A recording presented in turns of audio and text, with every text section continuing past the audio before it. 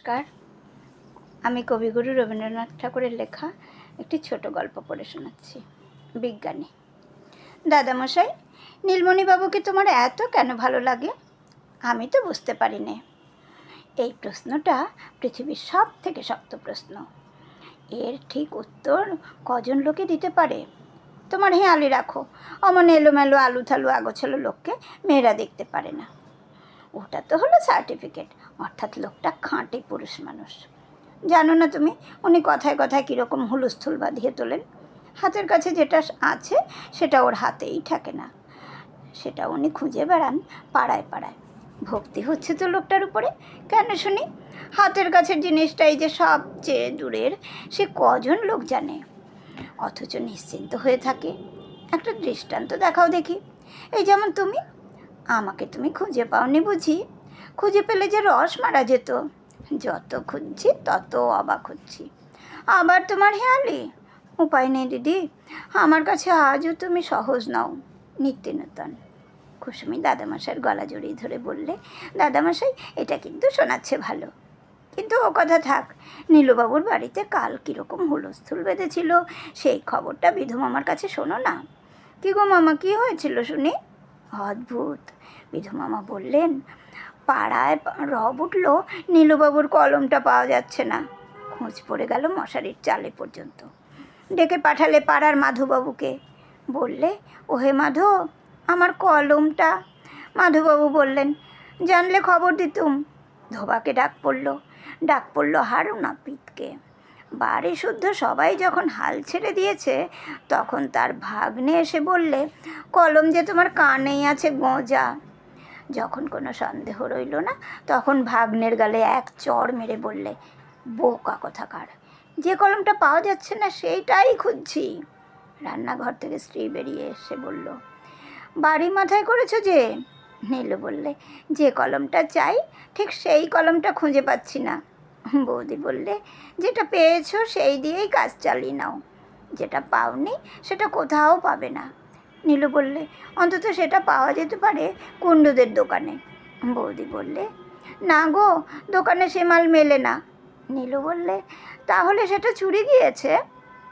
তোমার সব জিনিসই তো চুরি গিয়েছে, যখন চোখে পাও না দেখতে। এখন চুপচাপ করে এই কলম নিয়েই লেখো, আমাকেও কাজ করতে দাও।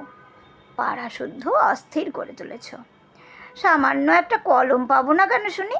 বিনি পয়সায় মেলে না বলে দেবো টাকা? ওরে ভূত, আগে টাকার থলিটা যে খুঁজে পাচ্ছি না। ভূত বললে, সেটা যে ছিল আপনার জামার পকেটে, তাই নাকি? পকেট খুঁজে দেখলে থলি আছে, থলিতে টাকা নেই। টাকা গেল কোথায়? খুঁজতে বেরোলো টাকা। ডেকে পাঠালে ধোবাকে। আমার পকেটের থলি থেকে টাকা গেল কোথায়? ধোবা বললে, আমি কি জানি, ও জামা আমি কাচিনি। ডাকলো ওসমান দর্জিকে। আমার থলি থেকে টাকা গেল কোথায়? ওসমান রেগে গিয়ে বললে, আছে আপনার লোহা সিন্ধুকে। জামাই বাড়ি থেকে স্ত্রী ফিরে এসে বললে, হয়েছে কি? নীলমণি বললে, বাড়িতে ডাকাত পুষেছি, পকেট থেকে টাকা নিয়ে গেছে। স্ত্রী বললে, হায় রে কপাল, সেদিন যে বাড়িওয়ালাকে বাড়ি ভাড়া শোধ করে দিয়েছিলে 35 টাকা, তাই নাকি? বাড়িওয়ালা যে বাড়ি ছাড়বার জন্য আমাকে নোটিশ পাঠিয়েছিল, তুমি ভাড়া শোধ করে দিয়েছিলে তারপরেই। সে কি কথা? আমি যে বাদুর বাগানে নিমচাঁদ হালদারের কাছে গিয়ে তার বাড়ি ভাড়া নিয়েছি। স্ত্রী বললে, বাদুর বাগান, সে আবার কোন চুলোয়? নীলমণি বললে, রহস্য ভেবে দেখি। সে যে কোন গলিতে কোন নম্বরে তা তো মনে পড়ছে না, কিন্তু লোকটির সঙ্গে লেখাপড়া হয়ে গেছে, 1.5 বছরের জন্য ভাড়া নিতে হবে। স্ত্রী বললে, বেশ করেছ, এখন দুটো বাড়ির ভাড়া সামলাবে কে? নীলমণি বললে, সেটা তো ভাবনার কথা নয়, আমি ভাবছি কোন নম্বর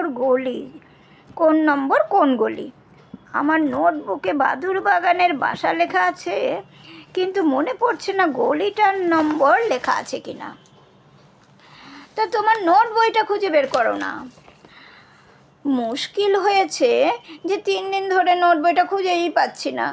ভাগ্নে বললে, মামা মনে নেই, সেটা যে তুমি দিদিকে দিয়েছিলে স্কুলের কপি লিখতে। তোর দিদি কোথায় গেল? তিনি তো গেছেন এলাহাবাদে মেসোমশাইয়ের বাড়িতে।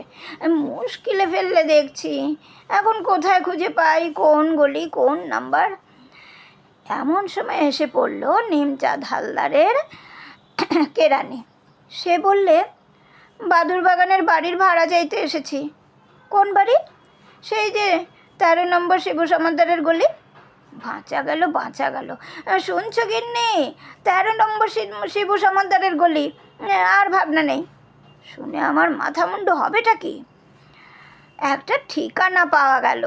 সে তো পাওয়া গেল, এখন দুটো বাড়ির ভাড়া সামলাবে কেমন করে? সে কথা পরে হবে, কিন্তু বাড়ির নম্বর 13, গলির নাম্বার শিবু সমাদ্দারের গলি। কেরানির হাত ধরে বললে, ভায়া বাঁচালে আমাকে। তোমার নাম কি বলো, আমি নোট বইয়ে লিখে রাখি। পকেট চাপড়ে বললে, ওই যা, নোট বই আছে এলাহাবাদে, মুখস্থ করে রাখবো, 13 নম্বর শিবু সমাদ্দারের গলি। কুসুমি বললে, এই কলম হারানো ব্যাপারটা তো সামান্য কথা। যেদিন ওর এক পাটি চটি জুতো পাওয়া যাচ্ছিল না, সেদিন নীলমণির বাবুর ঘরে কি ধুন্ধুমারি বেঁধে গিয়েছিল। ওর স্ত্রী পণ করলেন তিনি বাপের বাড়ি চলে যাবেন। চাকর বাকররা একজোট হয়ে বললে, যদি এক পাটি চটি জুতো নিয়ে তাদের সন্দেহ করা হয়, তবে তারা কাজে ইস্তফা দেবে। তার উপরে সেই চটিতে 3 তালি দেওয়া। হ্যাঁ, আমি বললাম খবরটা আমারও কানে এসেছিল। দেখলেন ব্যাপারটা গুরুতর হয়ে দাঁড়িয়েছে। গেলুম নীলুর বাড়িতে, বললুম, ভায়া তোমার চটি হারিয়েছে? সে বলল, দাদা হারায়নি, চুরি গিয়েছে, আমি তার প্রমাণ দিতে পারি। প্রমাণের কথা তুলতেই আমি ভয় পেয়ে গেলুম। লোকটা বৈজ্ঞানিক, 1, 2, 3টে করে যখন প্রমাণ বের করতে থাকবে, আমার নাওয়া খাওয়া ঘুচে যাবে। আমাকে বলতে হলো, নিশ্চয়ই চুরি গিয়েছে। কিন্তু এমন আশ্চর্য চোরের আড্ডা কোথায় যে এক পাটি চটি চুরি করে বেড়ায়, আমার জানতে ইচ্ছে করে। নীলু বললে, ওইটা হচ্ছে তর্কের বিষয়। এর থেকে প্রমাণ হয় যে চামড়ার বাজার চড়ে গিয়েছে। আমি দেখলুম এর উপরে আর কথা চলবে না। বললুম, নীলু ভাই, তুমি আসল কথাটি ধরতে পেরেছ। আজকালকার দিনে সবই বাজার নিয়ে। তাই আমি দেখছি মল্লিকদের দেউড়িতে 5-7 দিন ধরে মুচি আসে দারোয়ানজির নাগরা জুতোর শুকতলা বাসাবার ভান করে। তার দৃষ্টি রাস্তার লোকেদের পায়ের দিকে। তখনকার মতো তাকে আমি ঠান্ডা করেছিলাম বটে, তারপরে সেই চটি বেরোলো বিছানার নিচে থেকে।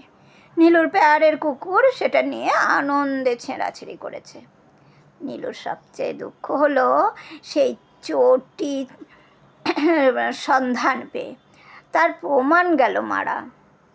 কুসুমি বললে, আচ্ছা দাদামশাই, মানুষ এত বড় বোকা হয় কেন? আমি বললুম, অমন কথা বলো না দিদি, অঙ্কশাস্ত্রেও পণ্ডিত।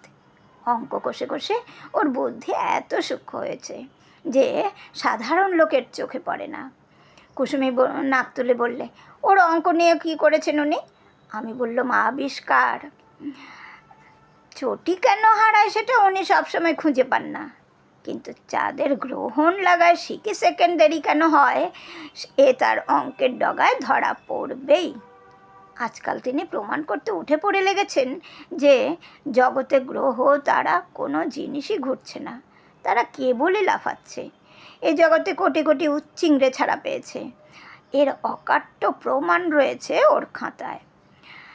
আমি আর কথা কই নে, পাছে সেগুলো বের করতে থাকেন। কুসুমি অত্যন্ত বিরক্ত হয়ে বললে, ওর কি সবই অনার সৃষ্টি? খাওয়া দাওয়া ছেড়ে উচ্চিংড়ের লাভ মেপে মেপে অঙ্ক করছেন। এ না হলে ওর এমন দশা হবে কেন? আমি বললুম, ওর ঘরকন্না ঘুরতে ঘুরতে চলবে না, তিরিং বিরিং করে লাফাতে লাফাতে চলবে। কুসুমি বললে, এতক্ষণে বুঝলুম এই লোকটার কলমে বা হারায় কেন, এক পাটি চটি বা পাওয়া যায় না কেন। আর তুমি বা কেন ওকে এত ভালোবাসো? যত পাগলের উপর তোমার ভালোবাসা, আর তারাই তোমার চারিদিকে এসে জোটে। দেখো দিদি, সবশেষে তোমাকে একটা কথা বলে রাখি, তুমি ভাবছো নীলু লক্ষ্মী ছাড়াকে নিয়ে তোমার বৌদি রেগেই আছেন। গোপনে তোমাকে জানাচ্ছি, একেবারে তার উল্টো। ওর এই এলোমেলো আলু থালু ভাব দেখেই তিনি মুগ্ধ। আমারও ঠিক সেই দশা। নমস্কার।